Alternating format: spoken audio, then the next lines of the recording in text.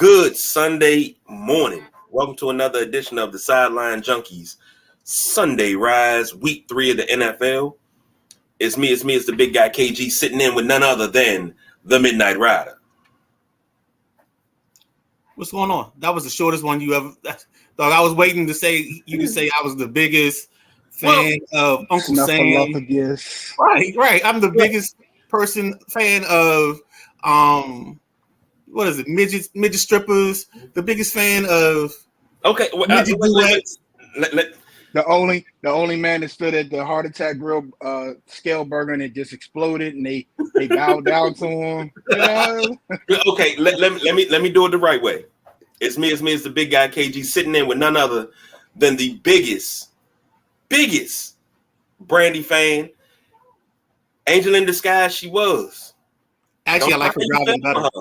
Huh? See, I like her driving better. Well, oh shit, jeez.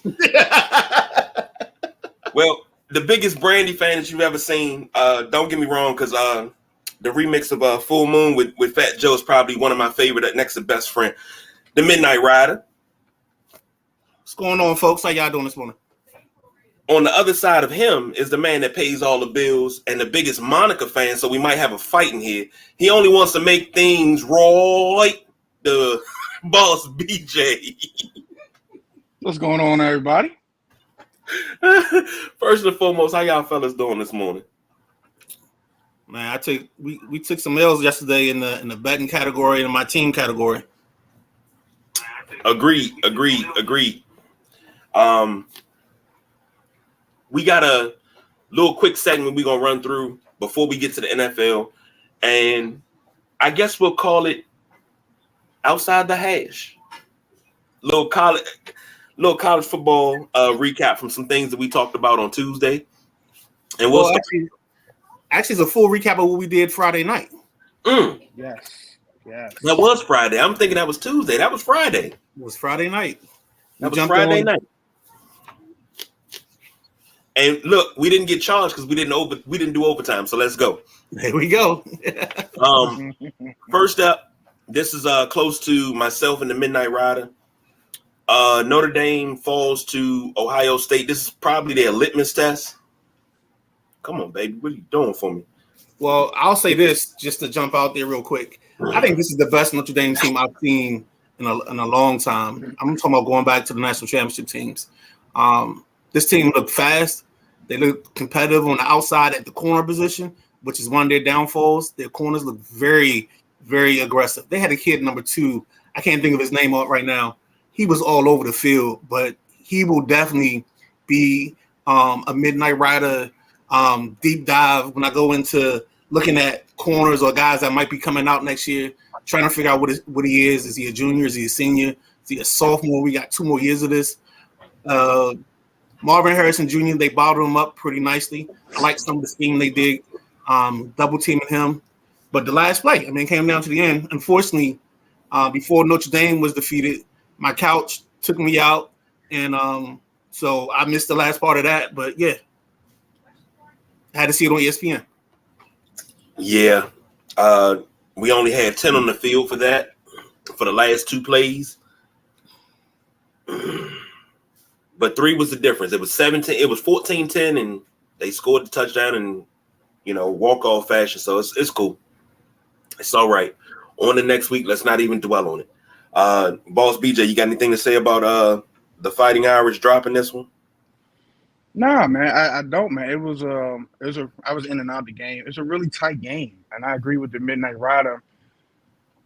That's one of those losses where you don't really lose too much ground because I think that both of these teams are hold up at the end of the day, and kind of the same thing we was talking about with Colorado beating TCU and them being ranked, and as time going on, you'll see TCU that those wins aren't going to be as great because they're not a great team. They're not where they're supposed to be at.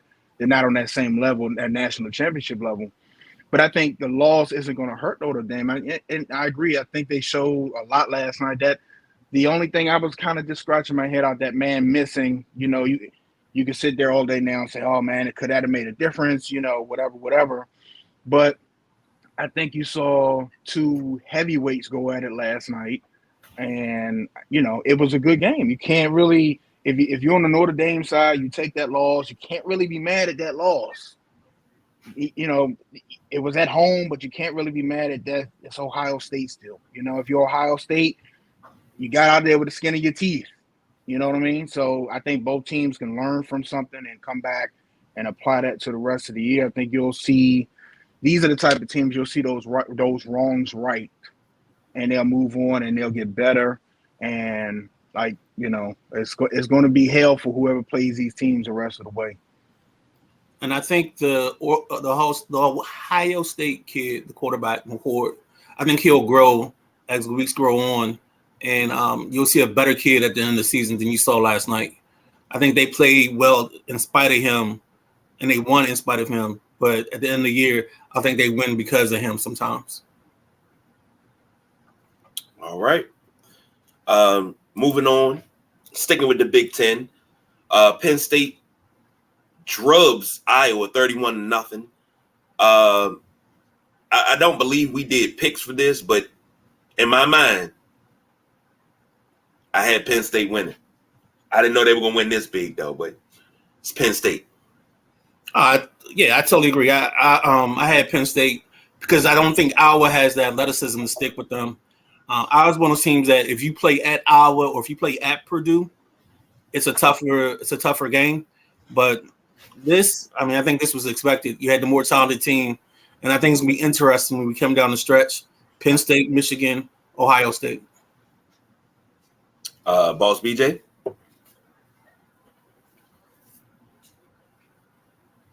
Okay, he's indisposed as I'm here. I'm trying to go through the scores because it's something else I wanted to touch on. But what game are we on? I'm sorry. I'm doing something else. Penn State versus Iowa. Penn State versus Iowa. I was kind of surprised Iowa didn't put up more of a fight because I'm looking, and I'm like, because I don't want to say this because Penn State's better than Maryland, but Penn State ain't Penn State. You know what I mean? So for Iowa to come in there and just kind of not do anything, kind of go ahead, Midnight Rider. No. I was gonna say part of their problem is just I'm not a big Cade McNamara fan. He's their starting quarterback. He came out of, if the name sounds familiar, he was at Michigan. So he's just, I don't think he's a quality starter.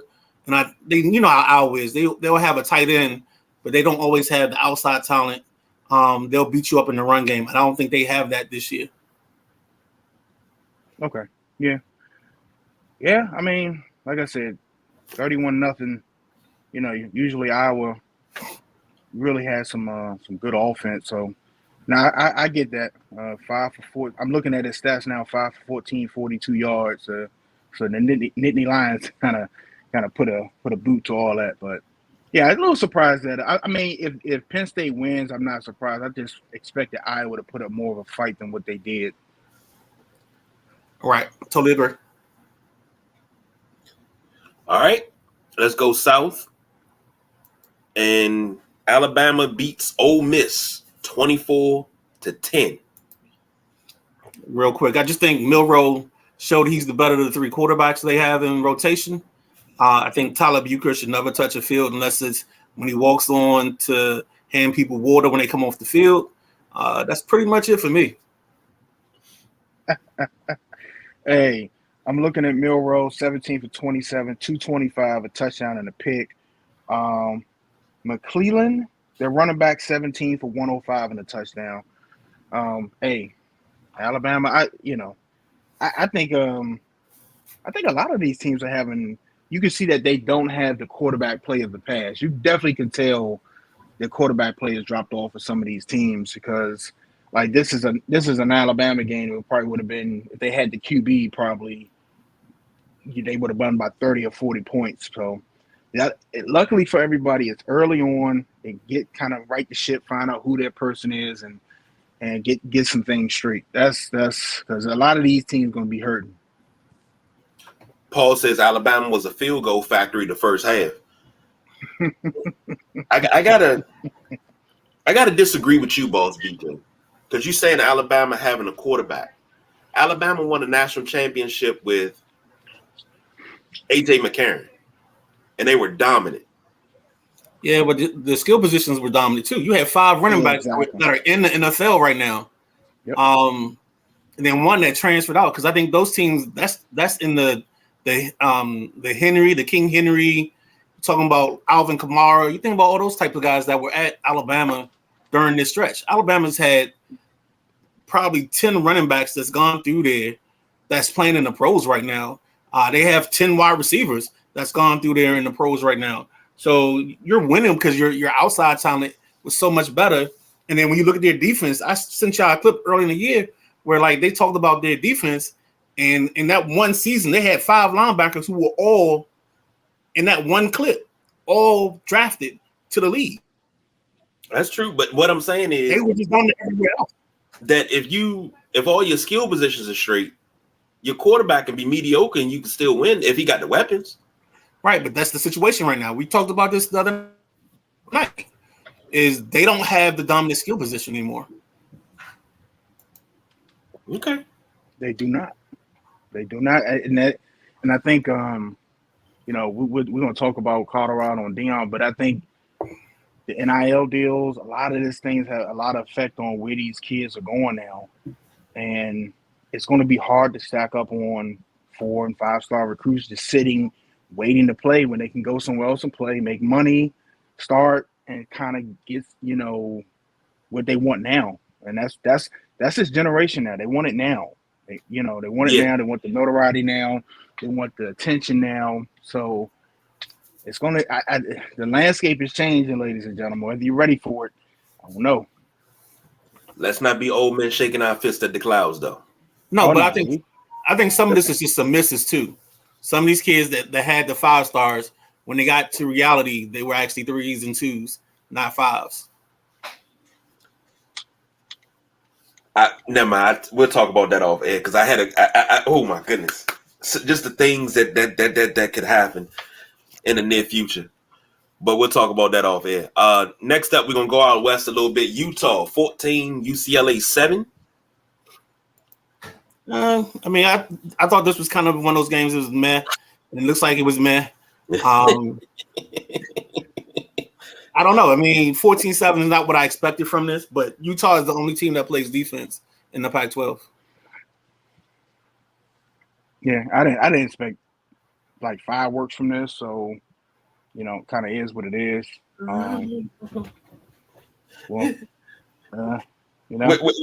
I think y'all got it wrong. You got to say it right. Go ahead and hit it for him. Yeah. That's how you do it. That was the game right there. And it looked like it was what the young folks call it was mid. That's the young folks call it. No cap. It was mid. Yeah, it was all of that. Now, the piece of resistance, too many people are celebrating this loss, not celebrating the victory, they're celebrating the loss. And that's Oregon beating Colorado 42-6. Now see, I normally pass this off, but I'm gonna say this. If you celebrate one coach for being fiery and passionate and motivational and everything, but then you condemn another one because he does the same thing, it's not it's not being those two things that you have a problem with. It's something else. If you are sitting here in 2023 and you have a problem with Deion Sanders being flashy, bold, cocky, arrogant, confident, whatever you want to call it, you've been hiding under a rock since 1988 because that cat been the same dude since 88. So, Midnight Rider. Wow, I'm proud of you there. I thought we was gonna get like a soapbox, a diatribe. Nope. I was told to stay off of it, leave it alone. So yeah, I had the other phone in my hand trying to get the FCC on the phone because I thought we were gonna go left, and I got to do my apologies, and me and KG had that meeting later on, and I was grabbing my ankles in the office for you. You owe me one. I thought we was gonna have to apologize on behalf of that KG's remarks didn't reflect those the sideline junkies. No, it's obviously something wrong. I got you. And I got something else to say later on down the line when we get to the NFL. But anytime you celebrate a team losing, okay, Colorado hasn't arrived yet. Great. We know that. This is a one-win team last year. They've already doubled their win total from last year. It's a success already. Yeah, but you can't. We talked about this. We talked about this the last couple of weeks. So you can't even get your blood pressure high because the people that know college football, that know how things work, know that this Colorado's not going to be in a national championship game this year. Sure. When we talked about the first game when they played TCU and we circled the not Arizona, but the Oregon and the USC games. We already circled those. Those are going to be the bar. Yeah, Deion said, hey, my luggage is Louis. All right, we're going to see how I hold up because you got some tests coming up. And, without diving too far into it, the next couple of weeks for the Buffs are going to be very rocky because what was shown yesterday, what was exposed as their weaknesses, they expect the same thing next week. And it's nothing against Deion Sanders. The team just isn't ready. But I understand where KG's coming from about people celebrating the loss. I just think that it bothers people that the attention they were getting. They're not, because if you think about it, if Deion's not at Colorado, Oregon's one of the hot spots for college game day. Alabama, all these other places, and nobody's talking about these guys. And I told me and my mother was watching it last night. I said this is probably one of the first games in Oregon history where they're like the sideshow. Like, beginning of the game, they're the sideshow. Nobody wants to interview the guys. Nobody really wants to talk to these guys. They're in there because they have to. But everybody wants to be around Colorado. The coaches are mad because Deion's getting all the attention. The players are mad because they want Lil Wayne to come out and rap for them too. They want Kawhi Leonard at their games. So it's a whole bunch of jealousy and stuff going around, and it's just it's like the big guy said. It's crazy, how the script gets flipped when somebody else does it. And I'll leave it there. I'm gonna say this: if you don't realize how this benefits you as a coach, you don't realize how this benefits you. You're blind to the fact of what's going on. Deion Sanders making all this noise. He's getting paid this money. Okay, if Deion's getting paid that, I know I've been doing this a little bit longer than Deion. Oh, well, Deion's only got 4 years of experience. I got 24. Hold on, got something in my eye. But you don't have the same sauce. You don't have the same sauce Deion has. Well, that's fine. But he's getting paid. We're talking about off of skill, not marketability. We're talking about skill. Thank you. If we're talking about skill and getting paid, tissue. Can I come down there?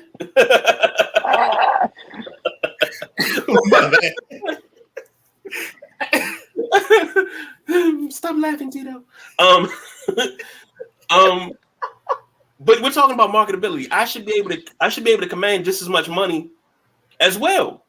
If Deion's getting paid 29 over 5 years, let me get 35 over 5 years. It don't work like that. Well, Mel Tucker's getting 91. Yeah, well, not no more. They trying to avoid that.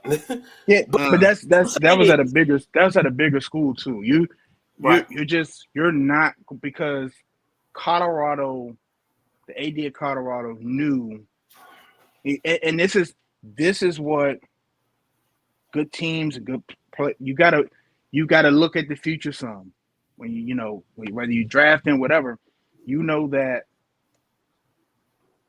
this effect is going to bring money to the university, the town, NIL deals, the whole 9 yards for this. This team in the 3-4 games they've played, they probably made more money in these 3 or 4 games than the last 10 years for Colorado. That alone, you name me another college coach. I personally if Nick Saban was to go take over Iowa, I don't think he has the same effect. No. Nick Saban's not the guy that's flashy in the media. He's a hard-nosed coach. He doesn't have that personality Deion has, and he doesn't have the reach Deion Sanders has. He can't get on with Uncle Shannon. He can't go. He's not gonna. Deion has the personality, the career. He has everything that draws you to him. And he said something yesterday. He's finished playing. Y'all, they playing to beat him. He's finished. He's the coach. You playing, but he's so big, it becomes we beat Deion Sanders. Mm-hmm. We beat Coach Prime.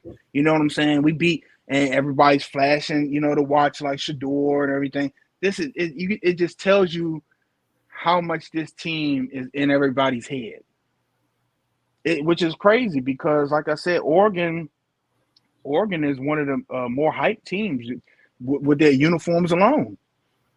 Everybody was, Oregon come out with a new uniform, new colorway, this, that, and the other. I mean, it was, but now you got a new kid on the block that's taking all the attention, like I said, the Rock showing up. Like, come on, man. Like, you're going to get jealousy. You're going to get hate. And if you know college football, this team, I'm going to let Midnight Rider take us. He been waiting there patiently. His foot look like it's sweating a little bit. But I don't know, Midnight Rider. I think they might have 2 more wins out of after what I saw yesterday and what got exposed, because they're gonna suffer the same feat next week versus USC. And the team USC beat, Arizona State, ain't no slouch either. And I believe they have to play Arizona State. Yeah, right. So I don't know. I want to hear what you got to say. I think maybe 2 more wins out of this team, maybe. Because you look at their schedule, they got some big boys left. They got some big boys left in the Pac-12. So USC and Oregon State are the only other 2 that I have this level of concern for, where it might get a little out of hand. In terms of Arizona State, they're starting Drew Pine. And I've seen Drew Pine for the last 3 years at Notre Dame. I'm not too worried about that. I just wonder what their skill positions look like. When you were talking about Deion and everything, the one caveat that always sticks out to me in this process is people talk about the way we did things and the tradition of college football, but nothing displays the way that we're moving away from tradition, like the way we're handling these conferences nowadays. This Pac-12 has 6 to 8 teams in the top 25, and next year it's going to be nothing. It's not going to exist. But we're worrying about tradition. Are we really worried about tradition? Because I want to see that tradition of USC playing Penn State in November 3rd in Ohio State. I want to see that tradition when Maryland's playing Rutgers, even though that's something that's already happened. I want to see that's the tradition. I want to see the tradition that is LSU playing against Oklahoma. It's like you can't have it both ways. You're trying to hold on to the past, but Deion's not from the past. He's something new, so you got to embrace it because he's part of the new world you've created right now. This transfer portal, the NILs, the way things are done, it's all changing. So let's stop holding on to the past and the way we did things. I think we got a couple comments. Yeah, we do. Matthew says, nice Eddie Murphy reference. Don't get me started on that. That's one of my favorites. Paul says, Deion's recruiting pool alone is worth half that salary. That's right. And the other half is the merchandising. And he's probably got a cut somewhere in the backside of merchandise or something like that. Yeah. Nobody has talked about Colorado since Rashawn Salam and Cordell Stewart. And don't forget Michael Westbrook. Matt also says every home game is a sellout in Boulder. That hasn't happened there ever. And they said they made, I think, $20 million the first 2 games. They've already recouped their money. They were worrying about how to pay Deion. They've already recouped their money. Yep. They've already recouped their money, and they still got, I don't know how many games. Matt also says Dion just has to fire his OC, and I'll root for him to do well. I know, though, I have a personal bias on that. So his personal bias is the OC that Dion picked up was the Kent State head coach, and so he left in the midst of like the recruiting wars. So he left kind of late. So that's where his bias comes in on that. And he wasn't a big fan of the guy anyway. I think he had the same love-hate relationship that I had with Brian Kelly that he has with this Kent State coach or former Kent State coach. Real quick, guys, and we got to get out of here because we've been talking college football. Next week, USC. Next after that, Arizona State. Next after that, Stanford. Then they have UCLA. I think that's an L. UCLA is an L. Oregon State is an L. They got Arizona. They got Washington State. I think that's an L. And then they finish with Utah. I think that's an L also. I am just going off of how exposed and how weak that offensive line showed me yesterday. That is a liability. And you saw the effect it had on Shedeur Sanders. Shedeur Sanders got a nice arm. A couple of sacks were on him also. A couple of sacks. It was one where his tight end did like a kind of like a slight out and back in. When he did that out, I think that was a design play. When he did that out, Shedeur should have already been throwing that ball out. So when he came back here, it would have dropped in his hands. And he waited. He was like he was waiting for somebody to get open. Shedeur has to take, probably from what I saw, how many times did he hit sack yesterday? It had to be. It was a lot. Close to 10. 3 or 4 of them were his fault alone. A couple of those 15, 20-yard losses, that's on Shedeur. They got to work on that, and they got to get that out. They have to fix that. I say it with Buffalo all the time. When you had a bad offensive line, you have to get the ball, and that's nothing new. You got to get the ball out quick. You got to know where you're going. You got to move your feet also. You got to help those guys out, and that I think if I'm any of these teams, and the Midnight Rider said it earlier, Utah is the only one that plays defense. If I'm Utah, I have that game circled. Like we could set the NCAA record for sacks this one. We coming. I'm bringing everything because them guys up front done like they know what was coming, and if they knew what was coming, they didn't know how to stop it. I'm sending everything. You like to hold on to the ball. I'm coming. We coming. We bringing 8-9 people. Y'all can't stop anything. I back off. Antonio Boone says, Ben Conti, I'm a follow. I'm now a follow. This is good stuff. Appreciate the follow. Boone's we went to college together. Boone's an Ohio State guy. So I used to always what's the quarterback that was he'll say it. The quarterback that I didn't like is one of them. He's a runner, not a passer. But we'll get to that later on. That's a whole nother story. Let's go ahead and get to this NFL. Let's get to the NFL. First up. Hold on, before we get to the NFL, I just sent y'all email. I have approved overtime. I sent y'all an email. I just need y'all to review it, sign it, get it back to me no later than 4 o'clock. Okay, so I can approve y'all time. All right, first game up: Chargers versus Vikings. Midnight Rider. This is a very big game. Give me the line on that one because I don't have the line on that one. Oh man, I didn't give you that. No, we talked about that. We didn't get that. I got everything else. All right, give me a second. I'm looking on Bleacher Report. It says over under 54, and the Vikings are the favorite by 1. But I know we are FanDuel, so I have to because I lost them too, going in and out, and I had to go out to fix my phone. So it's Minnesota minus 1.5. Over under is 53.5. Okay. So this game is big because these are both two teams that they sit in that spot where they have talent, they have players, but they get in their own way. I think we had a saying where the Chargers keep charging. And then the Vikings are one of the teams that they play in so many one-score games that difference, that margin of victory, that margin of defeat is so thin with them. It's going to be interesting. And both teams are 0-2 coming into this ball game.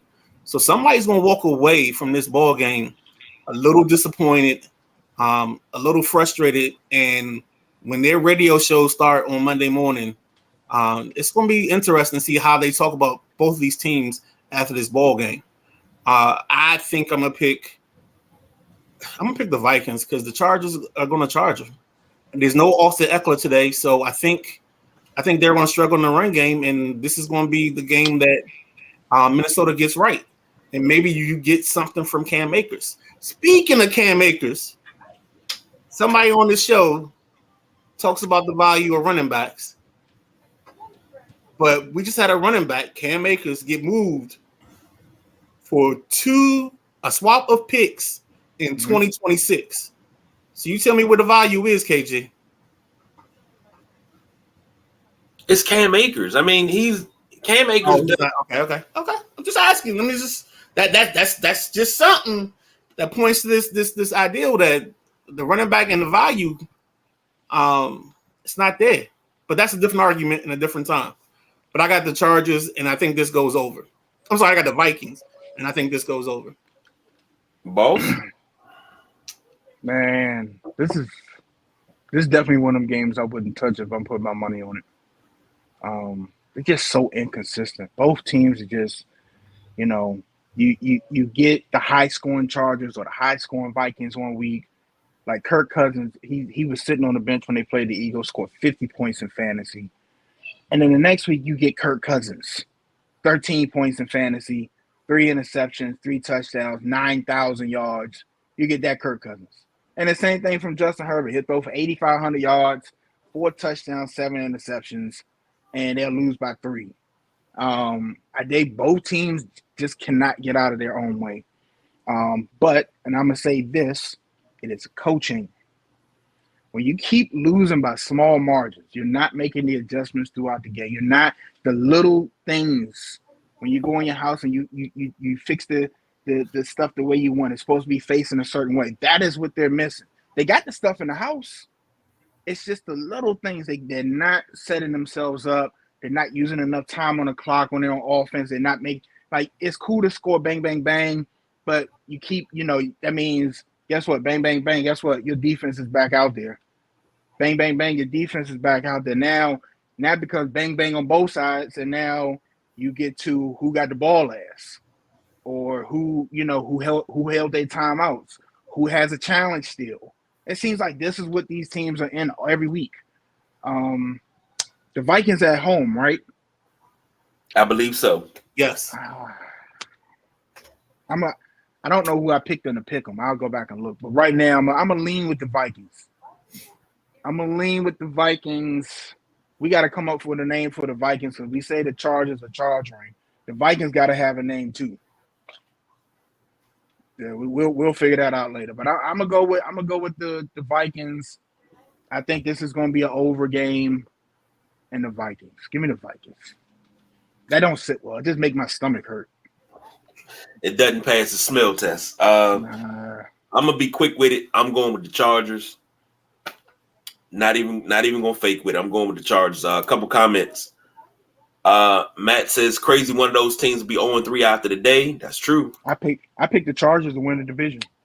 Eckler injury may impact a desperate LA Chargers team. That's what Paul said. Matt says Chargers 0-3 in the AFC West is toast. Paul says, gosh, golly, dang it. Xavier checking in. He said he went undefeated last week, folks. So you want to bet with smart money. The kid's on fire right now. He was 6-0 last week. He said he's taking the Vikings 17-10. And Paul says Kirk tantrums are the best and grandma improved. That's true. Next up, you are looking live. Lions versus Falcons. That line is the Lions are 3-point favorites. Over under is 46.5. Excuse me. I believe this game is in Detroit. Yep. So Midnight Rider. This. I think the Pivot podcast is brought to you by a beer called Happy Dad. If you've listened to this show all season, all preseason, you will know there's two running backs that I've talked about in a lot this all season. Bijan Robinson, Jahmyr Gibbs. They're playing against each other. Both guys will go crazy tonight. So if you got them in fantasy, you can kick your feet up because you're going to get some numbers. I think last week, Bijan had 150 yards total from the line of scrimmage. Jahmyr Gibbs is still just getting his feet wet. I think this is his breakout game. I think this is the one where if you got him, this is where the payoff starts. This is where you start getting your biscuits buttered because this is the day. Don't go astray. This is the day. All right. Gibbs is going to give you, he's going to put up numbers. He's going to fill up the stat sheet. And if you got Jared Goff, this is the day you play him. You play Jared Goff today because this is going over. And I'm going to take, I think I took the Lions and the -3. I think the Lions are going to win by a touchdown. Balls BJ. Yeah, y'all know I'm rolling with the Lions, man. Atlanta's 2-0. I just like the Lions, man. I like that. I like the way they're coached. I think they're gonna hold home. I agree with Midnight Rider. I think it's gonna be 46.5. I'm gonna take the under on the 46.5. I think this is one of those 21-13 games, and I would definitely like to see both of these running backs get it today, for sure. But I 21-13, I wouldn't be surprised if it's a 24-17, 21. But I think they stay under that 46.5. Give me the Lions and the 3 points. All right. Paul says Jahmyr Gibbs coming out party. Mm-hmm. Matthew says take the over on that one for sure. I'm going to take the under. I'm going to call it 21-20 Detroit. One of those, what was that? A few years ago, Stafford led them on that frenzy comeback. And the Lions won in Atlanta, driving down the field. It's going to be something like that. It's going to be 20-14, and Atlanta not going to be able to stop that final drive. And as time expires, boom, touchdown. Jahmyr Gibbs. Xavier said, I'm taking the Lions 21-7. We got to start writing his pitch down. Yeah, because matter of fact, hold on. Get a little joint here. All right. He said Lions 21-7. I think his scores are off. Like he doesn't hit the over-unders right, but he gets the teams right for the most part. Yeah, he do. And I just be shaking my head, but like, where the hell are you at when I need you? Like when I need you to do stuff like this, I can't find you. Vikings what was that? Vikings 17. Let's pop to the next one. Next one. You are looking live. Here we go. The Colts versus the Ravens. The Colts are back in Baltimore. Huh? You want to start this? Just go ahead. Just go right into your whole thing. I'll start this. The Colts are back in Baltimore. For those that are too young to know about Irsay's last ride of 84 when the Colts left out of Baltimore in the middle of the night. If I'm not mistaken, I think the Colts have only won in Baltimore since they left once or twice. Don't quote me on that. But this is a game that all the legends would actually come out to if most of them were still here. Your Johnny Unitas, your Lenny Moores and everybody, Roy Jeffersons and everything. This is that type of game right here. And they'll be standing on the Baltimore Ravens sideline. Because, you from Baltimore, you don't fuck with the Colts. I'll say that wholeheartedly. So, the over-under for this game is 43.5. The Ravens, who are undefeated, are favored by 8. It's a classic matchup for me. It's rainy, it's cloudy. What you fellas got? Midnight Rider? Oh man, I'm about to sound like one of my old co-hosts. But I believe in Gardner Minshew. And I think he's going to do enough today. Watch what I'm saying here. All right, so the gamblers understand what I'm about to say. I think Gardner Minshew's good enough to keep you within a touchdown or a field goal. But I don't think he's going to be good enough today to win you this ball game. So I will take the points and the Colts, even though I think Baltimore wins outright. And I think this is going to sit just under. This is going to be like the 23-10, 23-13 type of ball game. I think that Gardner's going to do just enough to keep this team involved. And if you have like a Michael Pittman or one of those guys that are on this team, I would play Michael Pittman in my fantasy lineup today because I think he's going to get you some points. I think the Ravens no OBJ today. Ankle. No OBJ. I think the Ravens win, but the Ravens are going to do what the Ravens do, and they're going to make it harder than what it has to be. And I think this is and the Colts, if you watch the Colts game, they've been playing kind of feisty. You know, they're not laying down. They're not, for, what I thought they were going to be. They actually, kind of surprised me like New England. I think this is going to go over. I think this is going to be something the Ravens have to pull out the last second. I don't think they're going to cover that 7.5. I think we're talking about 27-24, 27-20. They had to drive down. I think Lamar get them down at the last second for a Justin Tucker field goal or a late touchdown or something. They're home. They just worry me a little bit because they like to do things the hard way. So give me the Ravens, but I'm gonna take the Colts covering, and I'm going over. Paul says Dwayne got the teams right on what's happening too. That's true. Matthew says Ravens win, but Colts cover. And Midnight Rider going to change his name to Mustache Rider. That's the Gardner Minshew reference. Yeah, I'm still not touching it because I can go several different ways. We're definitely not touching that. So we don't touch that. But if the Colts win, we might have to do a Gardner Minshew. All three of us coming in next week. I'll smash you just for the show. I'll put it this way. The Ravens are like that kid. The kid's good, but they just got to go the roundabout way to do good stuff. They can't just take the easy way and just do this way. They got to go all the way around and do the good stuff. But Lamar Jackson, this team reminds me of let me just say Lamar Jackson reminds me of what John Madden described Ken Stabler. And he was saying when Kenny was up, he could call a play in the huddle. By the time he got to the line, he forgot what it was because he wasn't interested in the game. But when Kenny was down, he was methodical.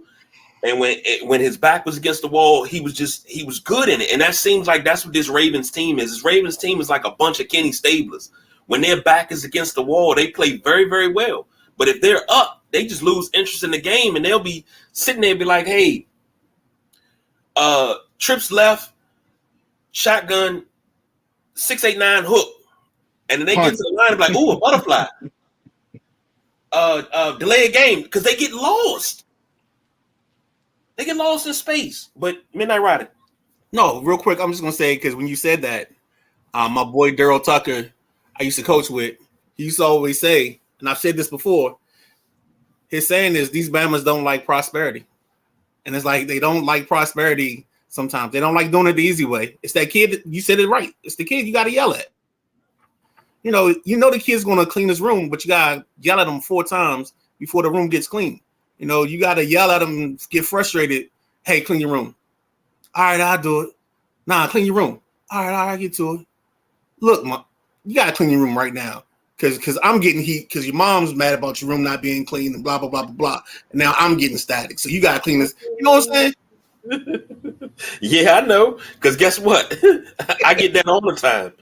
I get yelled at because they don't clean. Mm-hmm. Hey, man, look, if you don't get up and do it, or we're going to have a problem. But that's what they are. They get lost in translation. They get lost in space. If the Ravens are up in the fourth quarter, 28-0, the Ravens will win that game 31-28. I guarantee it. And Xavier says he's taking the Ravens 21-10.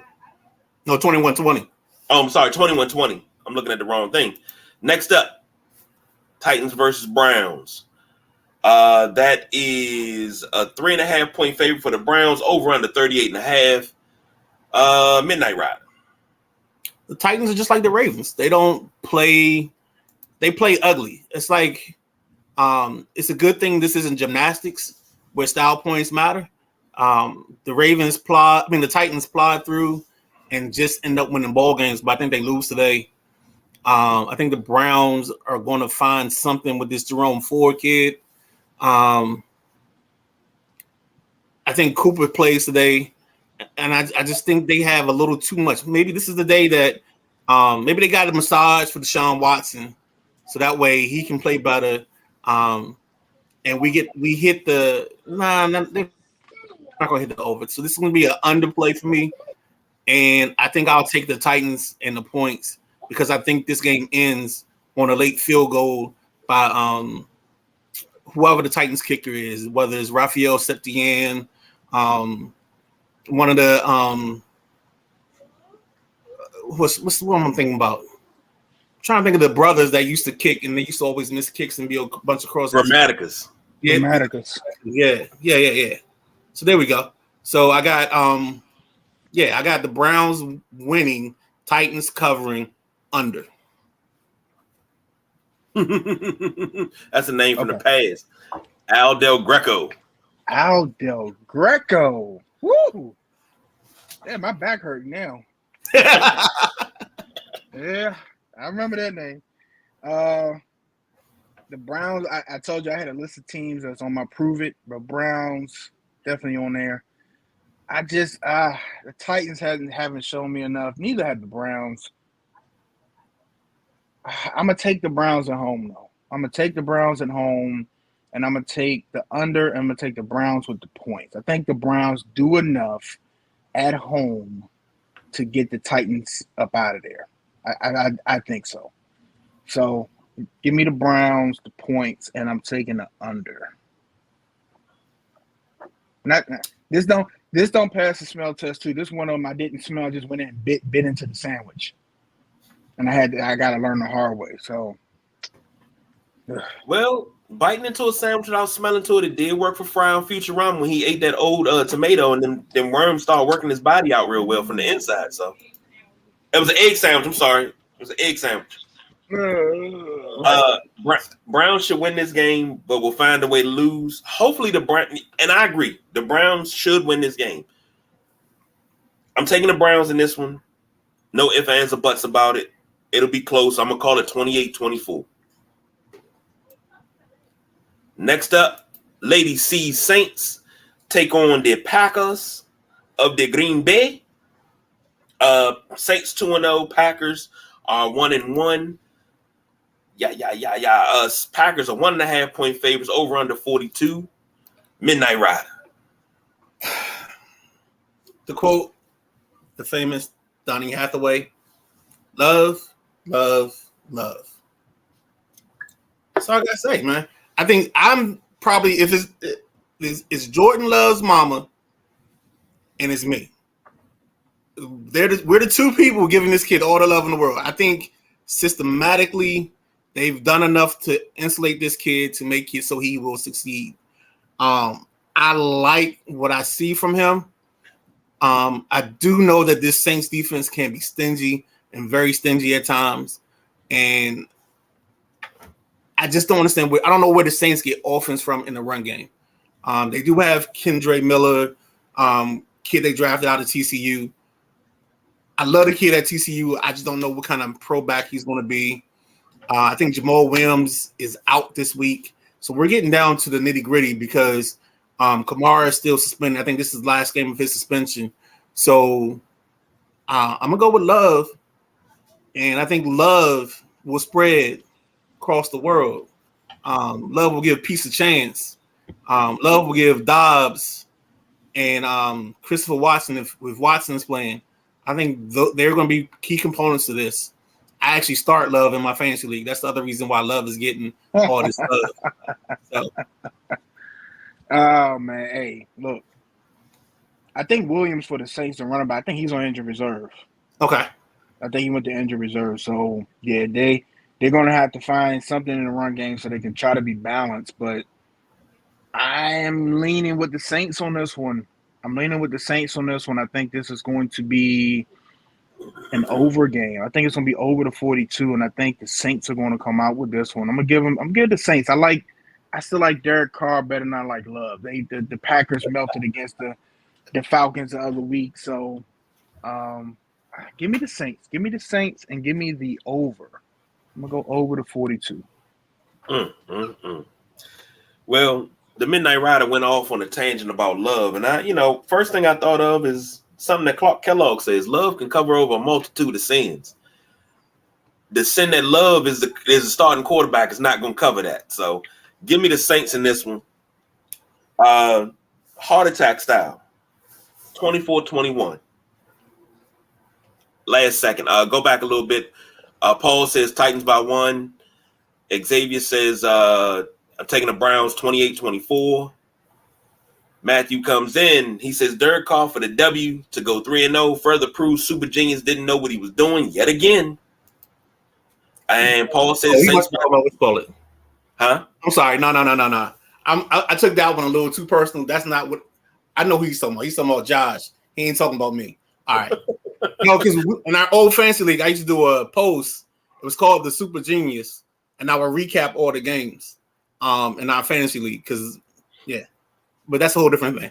But that's not a reference to that Super Genius. This is a reference to Josh McDaniels, the Super Genius. Josh McDaniels, the Super Genius. Don't take it personal because we know what that is. Xavier says Saints 17-10. Matthew says yes, Josh McDaniels. Yeah, there's a clarification. Next up, last game on the slate, personal one. Between Are you ready? Let's get ready to rumble. In the red corner in blue trim, we have the team that no one circles the wagons like, the Buffalo Bills. And in the red corner with gold trim, with their left hand up, who are they? The Commanders. The Washington Commanders. My bad. Unscripted. The two-time world champion Buffalo Bills come to DC. Well, come to Lando to take on the 5-time world champion Washington Commanders. Bills are favored 5.5 points. Over under is 43.5. I'll throw this one to the boss BJ first. There you go. Way to defer, because that's all we should do. I see what this is. What's the over under? 43.5. Wow. Okay. Still raining outside? No. It looks kind of. It's probably wet, but it ain't raining. Did they cover the field at FedEx? Yeah. As far as I know, yes. I'm going over on the 43.5. I think that the Commanders last week gained a lot of confidence on offense. I think that Sam Howell gained a lot of confidence. And I think this is going to be, you're going to see this squad as it continues each week get better on offense, and you're going to start seeing why Eric Bieniemy was yelling and timeout. We timing out already? Cherie Burris. That's all I got to say. Cherie Burris, NFL Network. If you don't know, check it out. Just check it out. All right. Okay, I had to look at that. I had to look at that. No, you're good. We take time off for that. But I really think that you're going to start seeing the fruits of the labor what Eric Bieniemy put in with this team. We already know what this team is capable of on the defensive side, and it's something we talked about when I asked you guys in the beginning of the season. And the Buffalo Bills' weak spot is their offensive line. And those front four running on all cylinders. Fresh, they got the royal purple in, they got the catch can, pause, but they got the intercooler. Everything's running for that front four away, and it's going to give Buffalo problems today. What's going to give that defensive line problems is Josh Allen, because I talked about it earlier. We was talking about the Buffs and Shedeur Sanders. Josh Allen ain't standing still. So even if you get through, you still got to get to him. But it's going to be a chess match because he doesn't. This isn't a normal defensive line. You got two ends that are blazing fast. So you can't. He's not going to have the normal amount of time he has running to the right or trying to get away, because 90 or 99 is going to be right behind him. And even the other boys, 94, 93. We're not talking about a too much of a drop off in speed. So this is when you got to be calculated. You don't have that play time. You got to get the ball out. And luckily for them, they got one of the best route runners in the league in Diggs. And I think this is where you attack this team. I think the secondary, as good as that defense is, I think the secondary is their weak point. And I think you can get Diggs on some good routes running. You can get Gabe Davis. You come out in that double tight end set. I think that's where you start. That's why you get that other tight end, which I was against at first. Dalton Kincaid. You get that other tight end. You get Kincaid and Knox out there. You get Gabe Davis and Stephon Diggs. I think that's where your problems have to be. You just have to. You're going to have to put people in there. You're going to have to. I forget the back from that we got from New England. Damian Harris. Damian Harris is going to be your better pass blocker than Cook. So if you need to, you're going to have a block in there, and sometimes you might have to lead the tight end in there to help with one of these guys, because the left side is supposed to be the Bills' strongest side. But when you're talking about speed and power coming from both ends, this is where, as a coach, you kind of got to evaluate that first series and be like, all right, the right side need more help than the left side. The left side can kind of, be on there on the aisle by themselves, but it's going to be a side you're going to have to help to. You can't help everywhere because you still got it coming up the middle. And then you got on the other side, you got a Bills defense. You kind of know what they are. You kind of gotta know where Matt Milano is, because he gets some sneaky interceptions where he's short enough where you don't see him. And Sam Howell's only 6'1", right? I think this is 6 3/4. And I think this is going to be a Matt Milano day. I think it's going to be one where they're driving. He doesn't see where Matt Milano is. He thinks he has somebody coming out of the seam, and he throws that ball right to Matt Milano. I think that's going to be like a game changer for this game. I think this is going to be a shootout. Even with the defenses, I think this is going to be FedEx Field rocking in the fourth quarter. I think this is going to be a 30-24 type game. I really do. I think you see the Commanders build from what they did offensively last week. The Bills ain't the tightest ship on defense. All right, the Bills ain't the tightest ship. They got some experience back there with Micah Hyde, Jordan Poyer. Of course, you got Tre'Davious White out there, and whoever they put at corner the second, it doesn't matter. And you can get somebody from the street at this point. I think it's going to be Benford. Why the other boy they drafted from Florida last year isn't starting, I don't know. I don't know what he did. Elam. Yeah, I don't know what he did. They will not play this kid. But yeah. I think it's gonna be one of those games. I mean, I'm taking my Bills. I wouldn't be surprised if it's a 30-27, 30-24. I think the Commanders cover the 5.5, and I think it's gonna be over 43.5. I think it's gonna be a good game. I really do. I think it's gonna be a good game. No, I'm not being sarcastic or anything. What I saw offensively worried me a little bit for this week. But you're hoping that, Sam's still inexperienced. You're hoping you can throw some things at him, maybe some, confuse him a little bit and have him throw you the ball, press a little bit. That's what you're still hoping for. He still got to get that out of him. But It's going to be a good game today. Over the 43.5. I think the Commanders cover the 5.5, and the Bills come out with a W. Now y'all can double team me. Ah, Whoa. Yeah. Whoa, that's Now, okay. Let me as back bad it up. as bad as Linnell Willingham from 106.7 when he tried to call Sweat and Chase Young the Bang Bros. Like, whoa. Y'all didn't see that? No, I didn't. Yeah, Linnell. So the dude from 106.7, he was like, yeah, the Bang Bros are in town. And like everybody's like, yo, get your mans. Like somebody gotta tell him what's going on. And like it took him till like Thursday to realize what he said. What he did. Yeah. Let me back it up. Now you gentlemen can give your perspectives on the upcoming football game against the Buffalo Bills and the Washington Commanders. I'll back that up a little bit. All right. Oh man, I'm sorry. I apologize for the sophomoric behavior. James Cook is I think Buffalo's found a little something. This might be because the lazy way that everybody does it is if you have a fast running back, you call him Lightning, and you have the Thumper, you call him Thunder. So Latavius Murray and James Cook might be their version of Thunder and Lightning. I think Buffalo Murray is who I was thinking about as far as pass blocking because they played him a lot.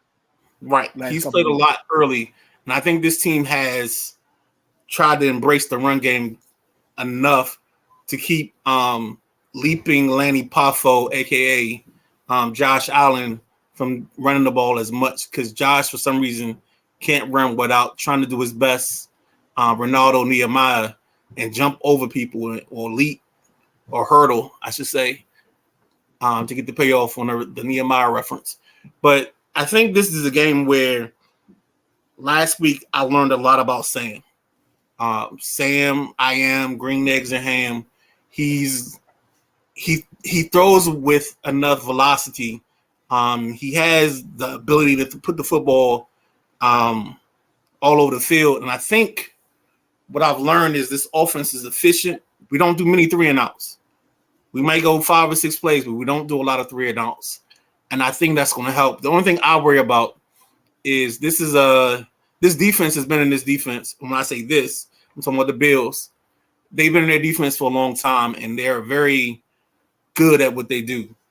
And they're an example of when you're the sum of all parts is greater than the individuals on the team. And that worries me a little bit in this ball game. But I think the Commanders will get a good performance out of Cole Turner. And I think today is the day that Jahan Dotson becomes the star. I'm going to stick with my original thoughts. I got the Commanders winning outright. And I do have this going over the 43.5. It's my turn now. Yeah, man. Do I want to tag you? Do I? Had the whole crowd screaming, Just because I can. Just because I can. left hand up. Who are we? Commanders. We fight for RDC. Who are we? The Commanders. I got to say this to the boss, BJ. At 1 o'clock from 1 to 4:05, the brotherly love goes out the door. We only get this once every 4 years. The Commanders will win this game on the sheer back of the passing game because it's going to be so wide open. Y'all can't stop the pass. Y'all can't get no pressure. Y'all can't stop the pass for the sheer fact of the pass. Jahan Dotson and Terry McLaurin will have over 100 yards receiving today. Oh, you saying each? Yes. Let's write that down because that's a very bold prediction. That's bold. I'll write it down for you. It's as bold. It's as bold as the guy on. I don't think this guy understood his bet because he put $10 down on Sam Howell having 2 touchdowns. And I don't think he realizes that the 2 touchdowns have to be rushing touchdowns because he did anytime score. Or Sam has to have a rushing touchdown and receiving touchdown. And that might happen. But I don't he said it so cockily when he posted it. I was like, Do I tell him that this means that he has to run the football into the end zone, or do I just let it sit? I didn't respond because I ain't want to hurt the man's feelings. Get it? Let me tell you something that I feel like today is going to be a Gregory roast day. That revolving door we saw, that is the Washington Commanders offensive line. Okay? Just like Buffalo's. You get some heat on them boys. And Sam is going to be back there running for his life. And Gregory Rousseau, remember, this Bills defense ain't at 100%. There's no Von Miller. I think Gregory Rousseau is going to be doing enough and had to be worried about to get the rest of those boys free. And like I said, 58, he ain't the most athletic guy in the world. And I think his weak spot is covering tight ends, 13-second game. All right? But 58 is very, very football savvy. He knows where he's supposed to be. And I'm going to say that again. I think that's going to be the demise of Sam Howell today. I don't think he sees 58, and 58 is going to run in front of something and going back the other way. I don't know if it's going to be 6 points, but it's going to get Buffalo field position. And you got to, and all jokes aside, you have to be careful with Buffalo. Buffalo has proven to you that they can bang on offense. They can come down, bang, and it's 14-0. The Commanders haven't proved that yet. They haven't proven that they can bang at, or once it's bang, that they can. Now they've proven they can fight back. They've proven they can fight back, but they haven't proven they can bang back and forth yet. And I really think that this is going to be more of a position game for the Commanders. They can get good field position, make the field shorter for Sam Howell. I think it's going to be a little easier. If they got to drive, I just don't see that happening on Buffalo. Don't forget, you still got one of the best cornerbacks in the league out there, Tre'Davious White. All right? And y'all have nobody to cover Stephon Diggs. Nobody. It's nobody on the cornerback roster that you have currently that can check Stephon Diggs the whole game. You're going to see him zigzagging out. This might be 11 for 130 today and 2 touchdowns. KKG? I'm going to say this. KG. Yeah. Question. Are we on the side of a bit? I don't think so, but I mean, because I felt like this was like the opposite version of Super Troopers and Meow. Because my man said bang a whole bunch of times. Well, see, the thing is, I want to address that. I mean, you talk about bang, but see, the problem is y'all can go bang, but you always pull out too early. So you got to be like a commander. That's what I'm saying. Whoa. Okay, never mind. There it is. It's on paper, on wax. Jahan, Terry equal 100 yards each today. On paper. It's written down. You talk about no having 130 and 2 touchdowns. Okay, you talk about having nobody to cover Stephon Diggs. The way he pouts on the sideline, if he don't get targeted, he's going to pout and take himself out the game. I ain't got to worry about it. Uh-oh. He pouts all the time, but he goes on the field and produces too. Let me explain something to you. You know how you take Stephon Diggs out the game? The first play of the game, the first passing play of the game, you have Cam Curl come and put his helmet right in his fucking chest like Chuck Cecil, and it's over. Go sit his motherfucking ass down till he can catch his breath. Now we can play the game. Cam Curl gonna be too worried about when Josh Allen running down the field trying to catch up with him.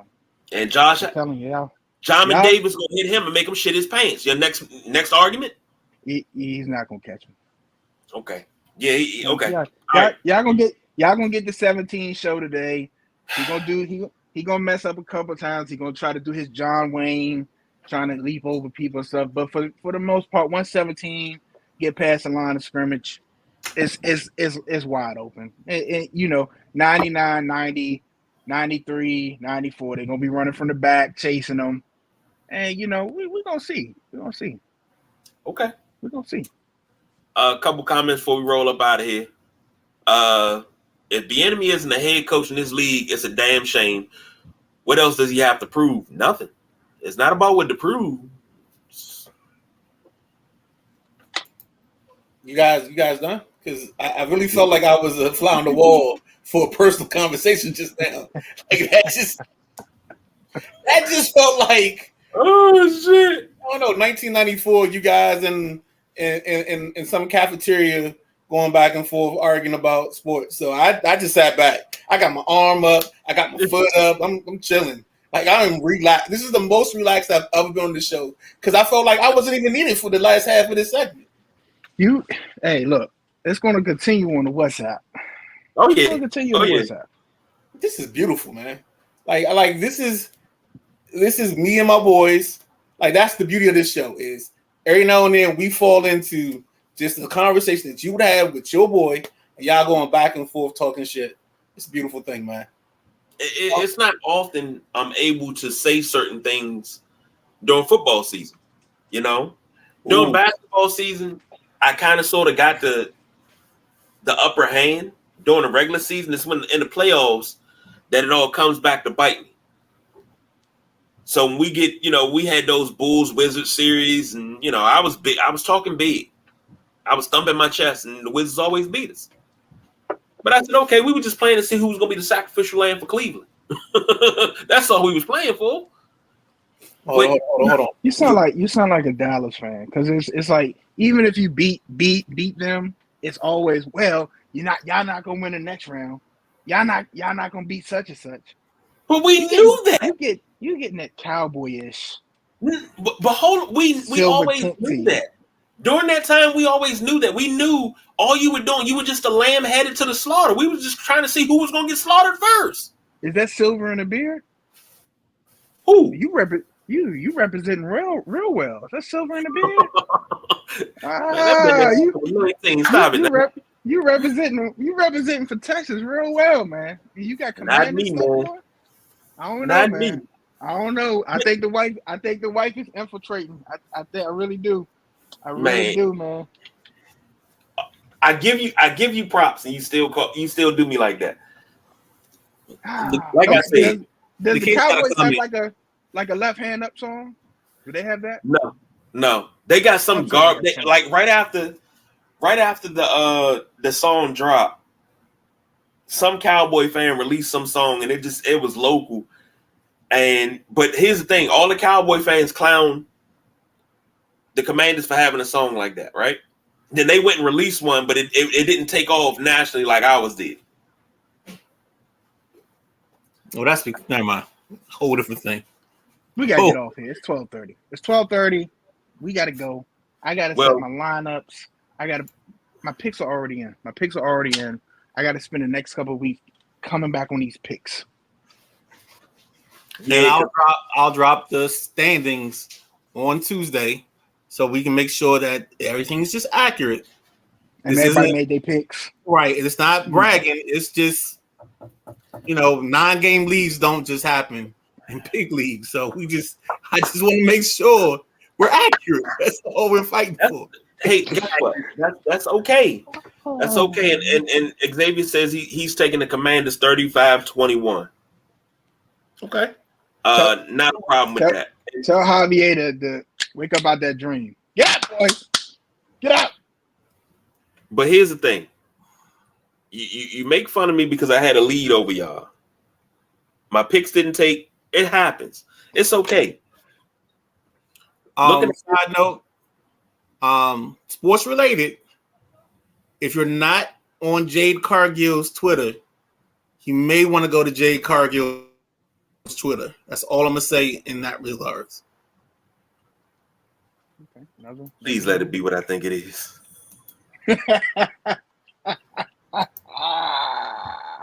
Oh man, that's all I'm gonna say. Just check it out. Your friendly sports, every now and then the Lord puts some things in your hands on a Sunday. You just gotta, check out. Got real quiet on here, fellas. We gotta get out of here. Yeah, I think people have gone searching. We're talking about that off air. Because I want to make sure I'm in the right spot. Honestly, so real quick, Rams Bengals game looks out to me. We didn't get to cover it because we want to do something else. I'm just curious if the Rams go into Cincinnati and the Bengals come out as 0-3 because the news about the calf for Joe Burrow hasn't been good, and Jake Browning out of the University of Washington is not a good quarterback. So that's the situation. If you're gambling and you find out that Browning is a QB, you take Cincinnati's under. I'm not talking about the game under. There's a category where you can take the under for a specific team. I would go wholeheartedly into that part of your bet cycle. You might want to take the 401k out bet on that one. Right. Okay. All right. Got a half an hour. Set your lineups. Get your picks in. As of right now, looking pretty good for myself. I'm, top tier. So I'll leave it at that. Okay. A game off the lead. So until maybe we'll come back and all three do a post game today. Let's see how that works out. Not no guarantees, but if we do, we'll see y'all about 4:30. But if not, we'll see you Tuesday. Cherie Burris. Yeah, if you like that kind of thing. If you don't like that kind of thing, I don't know what you're liking, but okay. Everybody got preferences, but woo. Oh man, for the Midnight Rider, the boss BJ, I'm the big guy KG. Hey y'all, we did it good. No not much overtime. We did 15 minutes. So, What's up? What's going on, Thomas? He said this picks is in. All right, get them fantasy lineups set up and enjoy a day of football. Don't be alarmed. There will be some shit talking going back and forth, online, offline, and everywhere else. So, until next time. We did some overtime, but hey, baby, we are out of here. Only in America, baby.